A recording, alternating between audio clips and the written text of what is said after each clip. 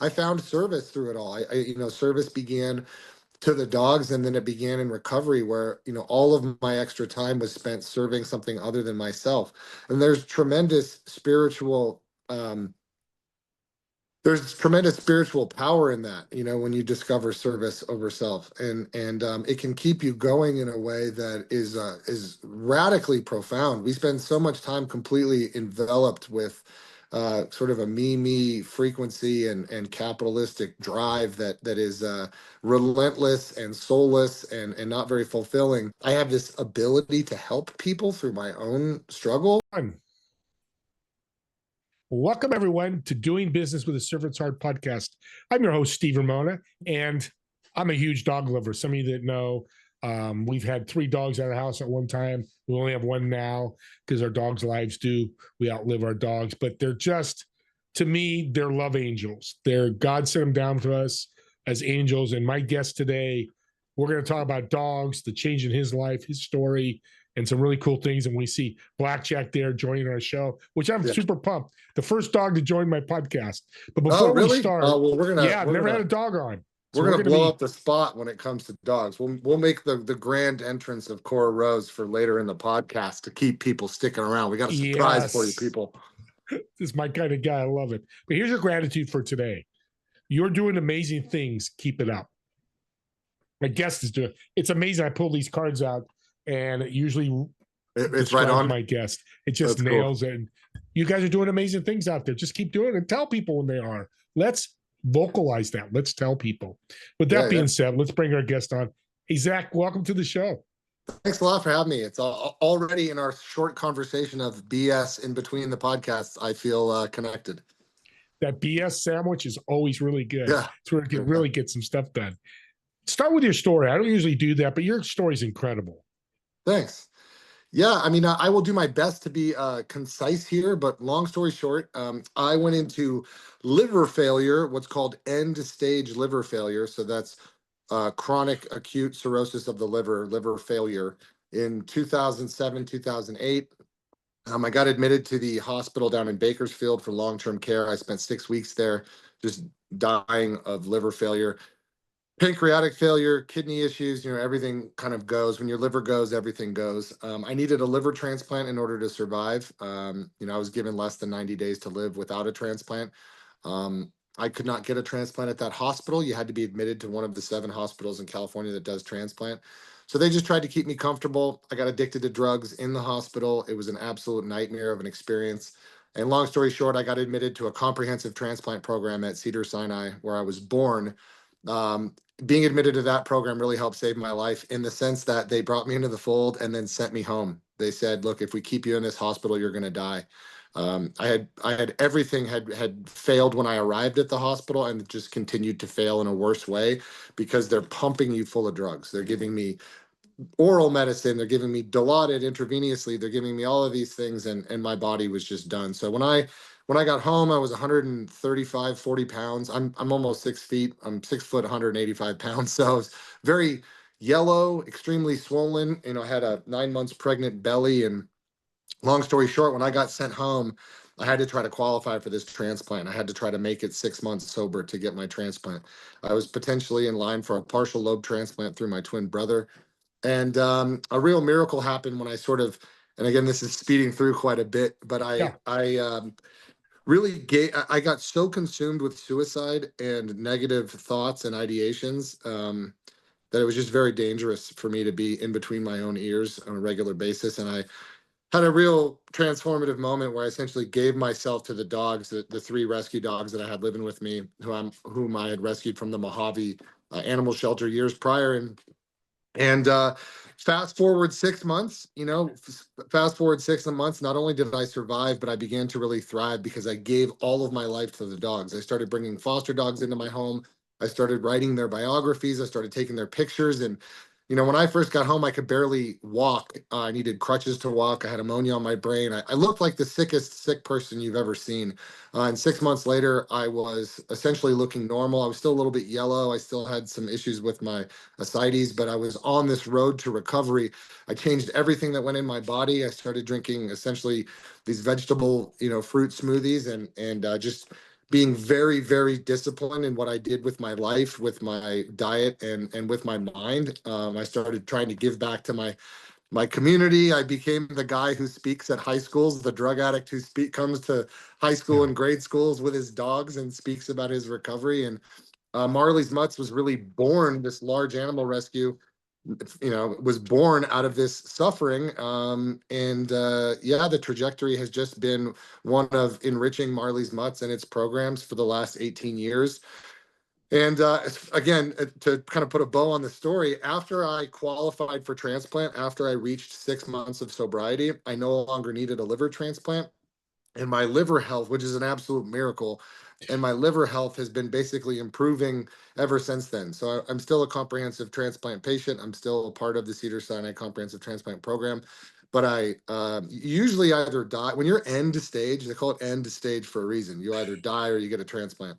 So I was very lucky to have not received a transplant and to have my same kind of old liver. I have what's called stage 2. I'm right on the cusp of stage 2, stage 3 fibrosis of the liver. So I still have advanced liver disease, but I'm essentially a healthy guy. I have two beautiful little girls, 8 and 5 years old, or almost 8. She'll be 8 tomorrow.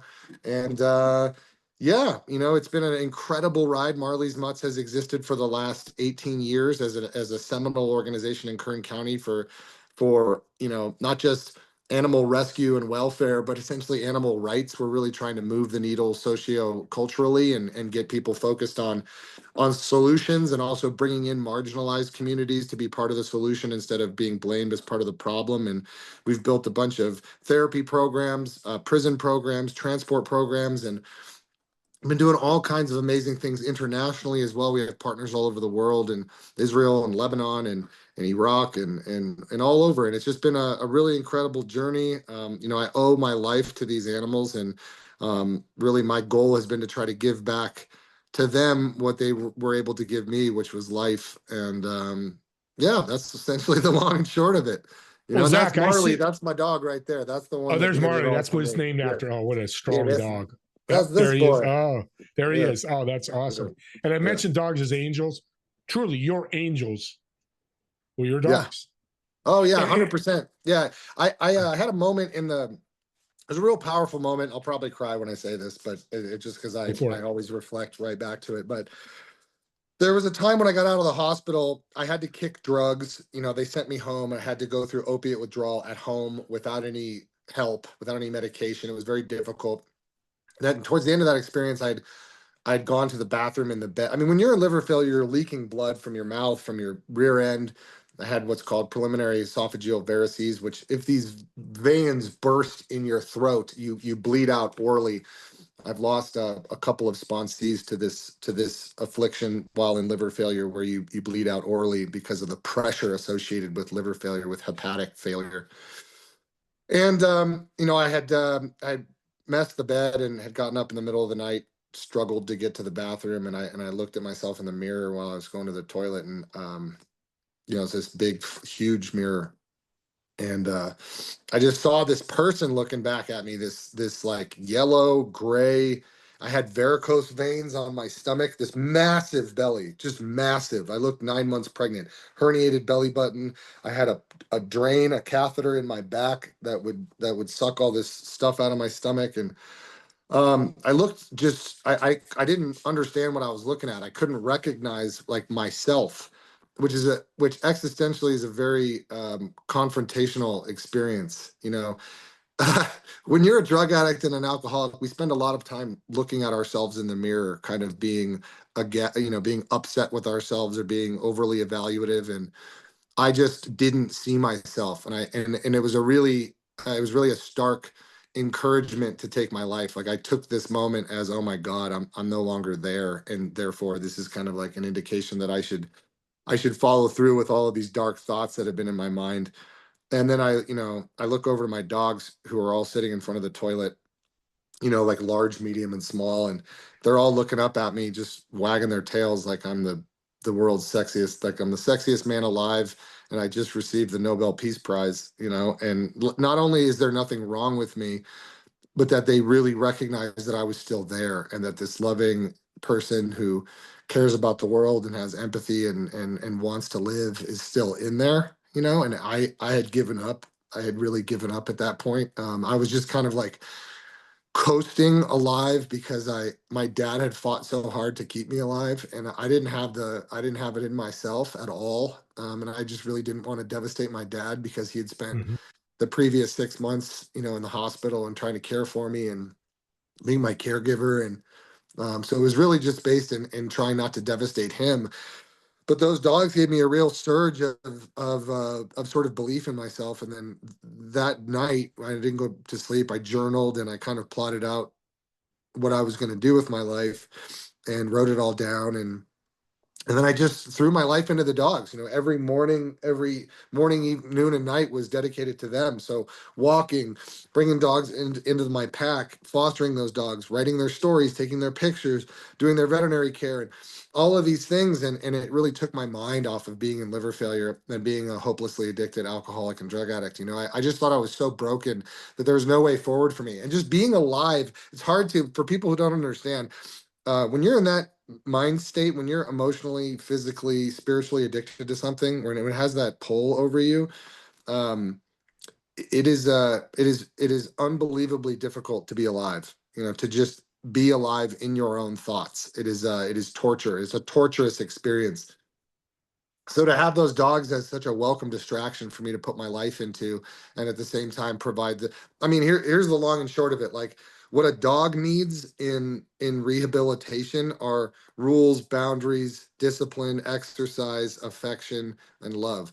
You know, what a person in recovery needs are rules, boundaries, discipline, exercise, affection, and love. So as I'm giving these dogs this structure and this exercise and this life and this, you know, I'm giving it to myself, and I'm taking my mind, I'm also putting my mind into action, and all of this lack of self-esteem is starting to become some esteem. Because again, I looked really bad for months. I looked extremely sick, so it was very difficult to be in public because everyone's kind of going, holy shit, what's wrong Yeah. with this guy, you know.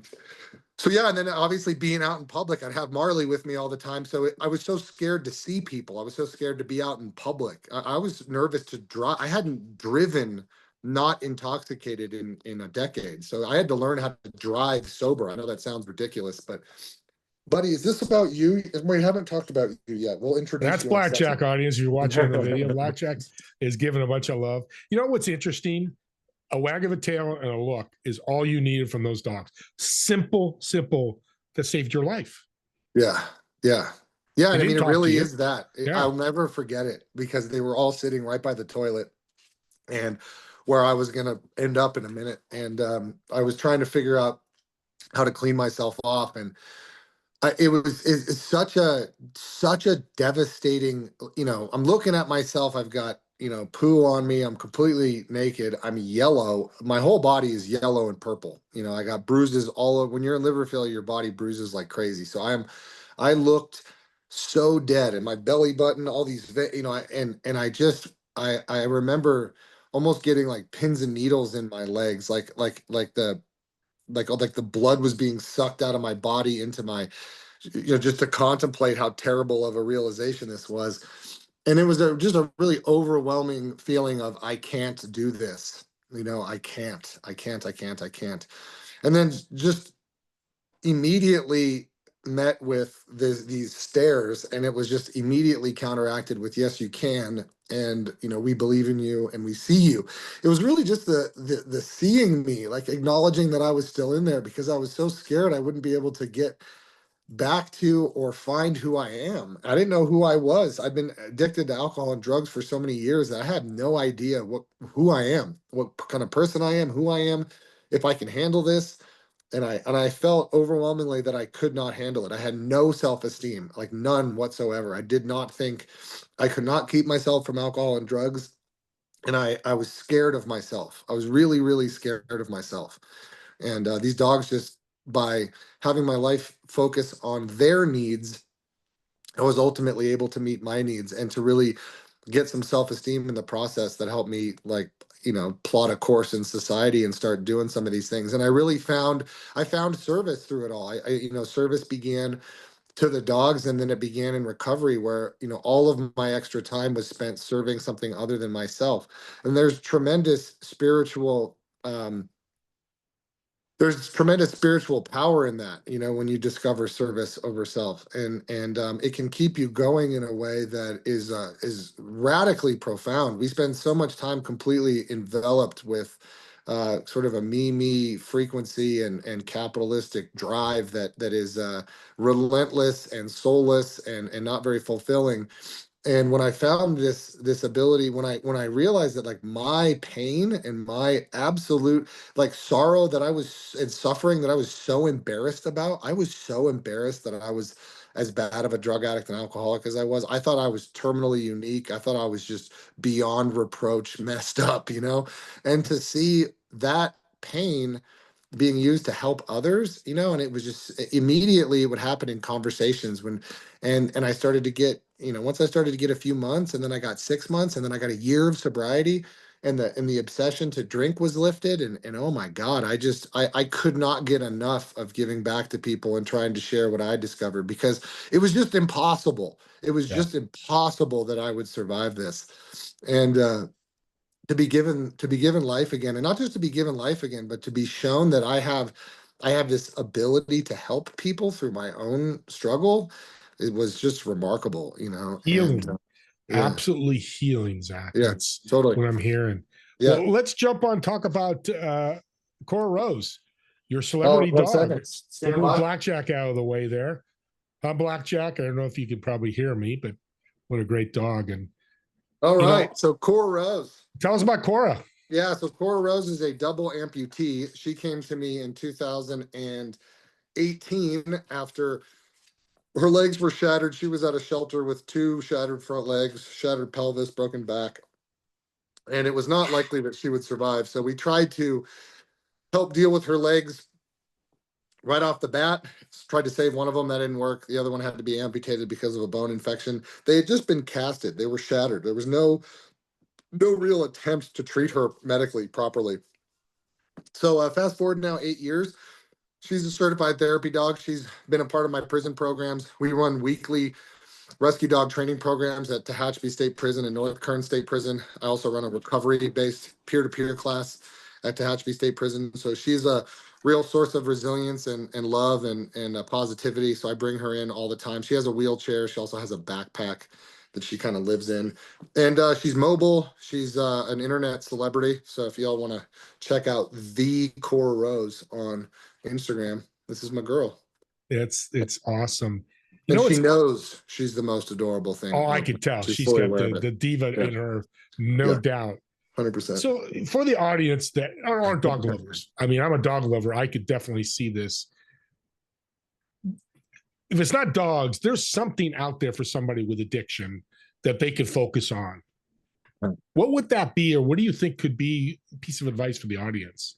Oh man, I mean, I think one of the things we struggle with in addiction and alcoholism is worthlessness. We really believe ourselves not only to be worthless, but in some cases to be like beyond reproach. And yeah, there's really in terms of recovery, the path is there. It's not very difficult. The path has been charted, and all you really need to do is follow a few simple steps that will help get you outside of yourself and into service. That will really sort of cancel out all that negative energy associated with our worthlessness. Once you get into service over self, once you get into being a part of something greater than yourself, that worthlessness and a lot of that loneliness, that kind of inherent loneliness where we're just in our own suffering, in our own turmoil, goes away. And for me, I made sure to kind of build a community around it, so that community is there to help uplift and get people beyond their own struggle and suffering. But yeah, I mean, recovery is a marvelous thing. Recovery is an absolutely spectacular thing. I wouldn't have realized how important service is just listening to someone talk about it. You have to live it. And If you would have told me before I got sober, like, oh, hey, you're going to be going to Lancaster, Palmdale, and Bakersfield, speaking on sobriety panels and going to rehabs to talk to people, and that it's going to fulfill you incredibly, and that you're just going to laugh in the car ride the whole way there with a bunch of sober people. Like, I would have thought, wait, what? That doesn't sound fulfilling to me. That doesn't sound that interesting. What are you talking about? But it's just outrageously fulfilling to be able to be a part of other people's recovery and to offer them this life that I didn't think was possible whatsoever. I mean, I thought whatever happened, if I were able to survive, I just thought I'd be faking it for the rest of my life, Hmm.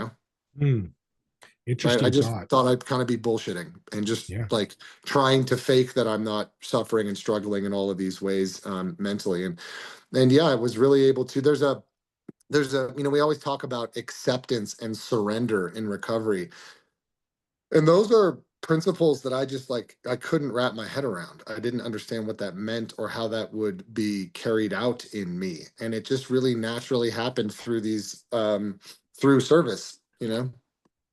Well, it's powerful because I'm glad you mentioned all that.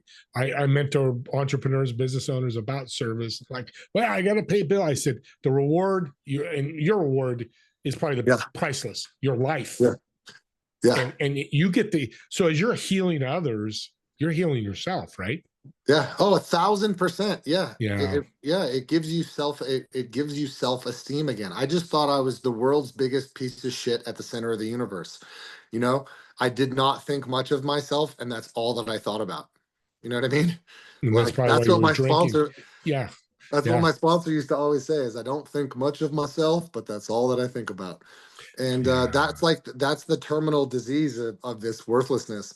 And when you get plugged into this greater mechanism of recovery and giving back, and it just all the tools are there to help you move forward and get beyond yourself, get beyond your own peccadillos and hangups, Yes. and also to be accepted for a lot of your peccadillos and hangups. Like I get jazzed whenever I go into a meeting. Like I am to be able to go to a place where I'm completely accepted and I feel complete acceptance, feeling historically like a complete fish out of water, like I couldn't relate to anybody, is a huge gift. I mean, I go to meetings wherever I go. I go to in other whenever I travel to big cities or other countries, I try to go to meetings, and there's a just ubiquitous feeling of acceptance, and that's something that I just never had. I never ever had that, and God can lead you to that acceptance if you have a really good connection with the Almighty, and with your Creator.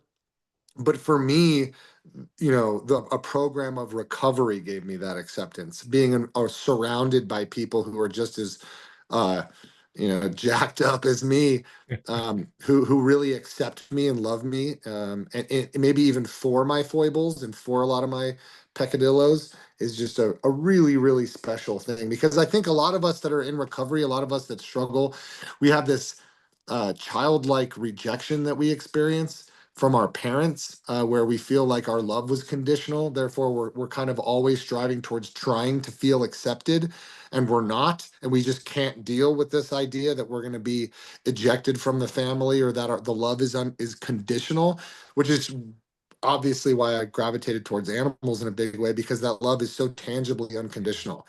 You feel absolute acceptance for your foibles, for all of your issues, and that really helps fill the void that was there from, I think, a lot of us Gen Xers, man, who grew up in households where we didn't see our parents very often. Like, you gotta understand, like, I don't have any memories really of my mom the first 9 or 10 years of my life. Like, she was at work all the time, and I come from a broken home. Same with my dad.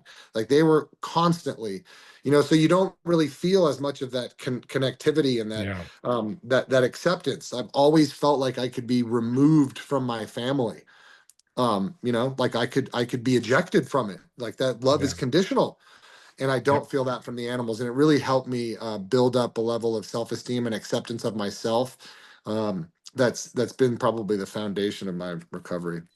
Incredible story. And we're going to bring it back for part two. Let's end with this great question to learn more about you, Yeah. Zach. So sounds like you're in Southern California. Yes, sir. So pick your favorite. Tehachapi. Tehachapi. Oh, it's beautiful down there. Oh, Yeah. I'm in Northern California, so I know a little bit about Tehachapi. Your favorite restaurant, think about what that is. I'm going to reserve a table for me and you, probably a dog favored restaurant too, because we got to bring the dogs. I Uh-huh. want you to invite 3 people that have been influential in your life, whether dead or alive. And for me, what food would you be ordering for the table? Oh boy. Oh, that's a good one. All right. I would invite, since you opened up, you said dead or alive and influential to Yep. me. So Bob Marley is probably the biggest Uh, influence in my life outside of my grandfather. So Bob Marley, 100%. I was introduced to Bob Marley at 12 years old by my mom, and I've been obsessed ever since. There's a Jeez. tape that she brought home from a radio station she worked at. My grandfather, my mom's dad, he was a socialist organizer and labor organizer in the Midwest, and uh, the manager of the AFL-CIO. He taught me how to dissent. He taught me how to be radical. He taught me about the working class and the working class struggle. And I would say the third person, oh my goodness gracious, I would go Jesus. I got to be trite and go Jesus, All right. because this goes along with what we were talking about earlier. But I really had a difficult time learning how to pray and meditate, and I have done so to many different energy sources. I have tried to pray and connect with many different energy sources. And a sponsor of mine had made the suggestion to connect with Jesus, which I thought was ridiculous. I heard that, I'm like, oh yeah, sure, yeah. I'll just close my eyes and picture a guy with a crown of thorns. Yeah, let's do that. Especially because I grew up agnostic and if not Yeah. atheist. But I've had these incredible connective moments meditating to the energy of Jesus, which again sounds ridiculous. It sounds weird coming out of my mouth, but been able to develop a pattern of prayer to Christ, like a direct kind of like energy exchange. Again, it's my own experience that I've really it's really helped me get deeper, into my spirituality, and really help me get rid of some things that are within, bubbling within my transom. So yeah, I would say those 3 people, and I would say we're definitely eating Indian food. We're getting garlic naan, we're getting butter chicken, we're getting every type of curry there is, and we're having a very Parisian long dinner. This is several courses. We're taking our time, you know. Those 3 people, it's going to be, especially Jesus. We'll be there for, I got lots of questions. I'm Yeah, sure yeah, you yeah, do too. yeah, Well, yeah. Zach, thank you so much for sharing your incredible story, being very humble and transparent. How can people reach out to you and connect with you? Yeah, I'm on Instagram at Zach Skow, ZACHSKOW. I've just been brought back to the organization that I founded. I left Marley's Mutts and the Positive Change Program a year ago. The organization is in free fall, and I've been asked to come back. So believe it or not, I got one of the biggest challenges of my life ahead of me over the next several months. We have to bring an organization back from complete financial collapse. They've already begun layoffs, and I'm basically going to jump in for free and try to help the organization in any way I can to kind of save that legacy. So yeah, you can go to at Marley's Mutts on social media, Facebook, Instagram, all the rest of them. You can check out our prison program, the Positive Change Program, or our other prison program, Peer to Peer. All of these are available on social media. You can also go to marleysmutts.org and see what we do if you'd like to donate, or be a part of. And yeah, man, I really appreciate the positive conversation. I could tell from the moment the screen opened up, this is gonna be good. This is really good. And audience, I'm going to do something even bigger. Speaking of serving, audience, the first 3 people that donate to his cause, I'm donating right after this show. You reach out to me or Zach and prove that you donate. I'm going to send you a gift All right, because let's I want go. to support this cause. My heart's Let's go. on fire right now because of your dogs, but your story on top of the dogs, and I've got a lot of people to share this with. And again, thank you, Zach. And audience, subscribe to the YouTube channel. This is a perfect show to do that. You get this show sent to your email and you will listen and go, my cousin's in addiction right now. My Mhm. whoever, or somebody struggling, they listen to Zach for the last 15 minutes. You've given them a gift. You've made the impact that Zach's doing every day with the dogs and him and his speaking. So do Thanks, man. that. You're welcome. And me and Zach want to thank all of you for watching or listening to this podcast. And we'll see you all in the next episode of Doing Business with the Servant's Heart. Have a great day, everyone. Cheers, Steve.